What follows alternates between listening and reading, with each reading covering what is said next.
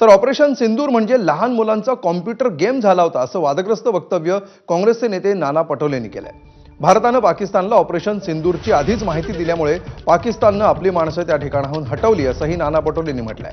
तसंच व्यापारासाठी अमेरिकेचे राष्ट्राध्यक्ष डोनाल्ड ट्रम्प यांच्या सांगण्यावरून ऑपरेशन सिंदूर थांबवण्यात आलं असा दावाही पटोलेंनी केलाय.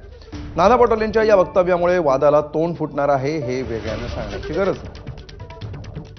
अमेरिका के राष्ट्रपति ट्रम्प ने और एक बार नहीं एक डजन बार कहा है कि हमने दोनों देशों को धमकाया है कि हम तुम्हारा व्यापार बंद कर देंगे और इसलिए आप युद्ध विराम करना चाहिए, और उन्हीं के इशारे पे ये ऑपरेशन सिंदूर रोका गया.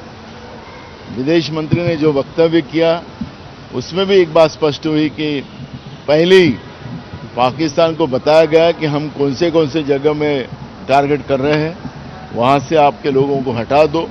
तो इसका मतलब है कि कंप्यूटर में जो छोटे बच्चे गेम खेलते हैं वो गेम खेला गया.